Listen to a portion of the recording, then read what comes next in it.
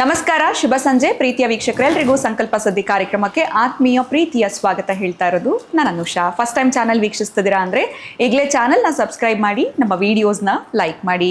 ಏನೋ ಕಾರ್ಯಕ್ರಮದಲ್ಲಿ ನಿಮ್ಮೆಲ್ಲರ ನೆಚ್ಚಿನ ಸ್ಪಿರಿಚುವಲ್ ಗುರು ಡಾಕ್ಟರ್ ವಿಷ್ಣುದತ್ತ ಗುರುಜಿಯವರಿದ್ದಾರೆ. ಗುರುಗಳನ್ನ ಕಾರ್ಯಕ್ರಮಕ್ಕೆ ಬರ್ಮಾಡ್ಕೊಳ್ಳೋಣ. ನಮಸ್ತೆ ಗುರುಗಳೇ, ಕಾರ್ಯಕ್ರಮಕ್ಕೆ ಆತ್ಮೀಯ ಸ್ವಾಗತ. ಗುರುಗಳೇ, ನಾನು ಆಲ್ರೆಡಿ ನಿಮಗೆ ನೆನ್ನೆನೇ ಹೇಳಿದ್ದೆ, ಸ್ವಲ್ಪ ಡಿಫ್ರೆಂಟಾಗಿ ಪ್ಲ್ಯಾನ್ ಮಾಡಿದ್ದೀನಿ. ಕ್ವಶನ್ ದೀರ್ಘವಾಗಿರೋದಿಲ್ಲ, ತುಂಬ ಪೀಠಿಕೆಗಳನ್ನ ಹಾಕೋದಿಲ್ಲ. ಜಸ್ಟ್ ಒನ್ ವರ್ಡಲ್ಲಿ ಕ್ವಶನ್ ಕೇಳ್ತೀನಿ, ಒನ್ ವರ್ಡಲ್ಲೇ ನೀವು ಆನ್ಸರ್ ಮಾಡಬೇಕಾಗತ್ತೆ. ಸಂಪತ್ತಿನ ಸಮೃದ್ಧಿಗಾಗಿ ಏನು ಮಾಡಬೇಕು?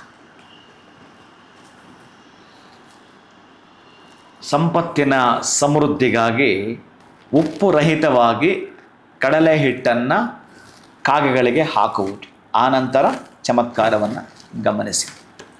ಸೊ ಒನ್ ವರ್ಡ್ ಕ್ವಶನ್ಗೆ ಅದ್ಭುತವಾಗಿರುವಂಥ ಒನ್ ವರ್ಡ್ ಆನ್ಸರ್ ಕೊಟ್ಟಿದ್ದೀರಾ. ಇದು ಏನಂದರೆ, ಇನ್ನು ನೀವು ಇದು ಅದು ಕೇಳಿ ಮತ್ತೆ ಈ ಕಾಗೆಗಳಿಗೆ, ಈಗ ನೀವು ಒನ್ ವರ್ಡ್ ಹೇಳಿದ್ದಕ್ಕೆ ಅದನ್ನು ಹೇಳಿದ್ದೀನಿ.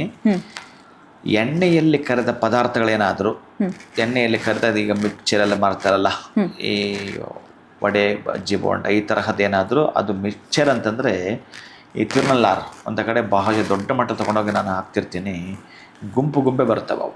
ಹಾಗೆ ಹಿಂದಿನ ನಿಮ್ಮ 7 ತಲೆಮಾರುಗಳ ಕರ್ಮವನ್ನು ತೆಗೆಯುವಂಥದ್ದಾಗಿರುತ್ತಂತೆ.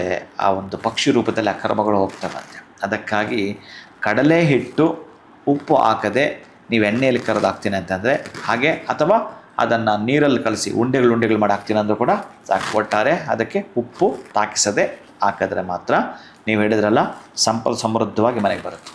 ಇನ್ನೂ ಕೂಡ ನೀವು ವಿವರವಾಗಿ ತಿಳಿಸಿದ್ದಕ್ಕೆ ಪ್ರತಿಯೊಬ್ಬರು ಕೂಡ ಅರ್ಥ ಆಗೋದಕ್ಕೆ ಸುಲಭ ಆಗುತ್ತೆ ಅಂತ ಹೇಳ್ಬೋದು. ಗುರುಗಳೇ, ಧನ್ಯವಾದಗಳು, ನಮಸ್ಕಾರ. ಹರೇ ಶ್ರೀನಿವಾಸ. ಇನ್ನು ಸಂಪತ್ತಿನ ಸಮೃದ್ಧಿಗಾಗಿ ನೀವೇನು ಮಾಡಬೇಕು ಅನ್ನೋದ್ರ ಬಗ್ಗೆ ಗುರುಗಳು ತಿಳಿಸ್ಕೊಟ್ಟಿದ್ದಾರೆ. ವಿಡಿಯೋನ ಮುಗಿಸುವಂತಹ ಸಮಯ ಆಗಿದೆ. ನಮಸ್ಕಾರ.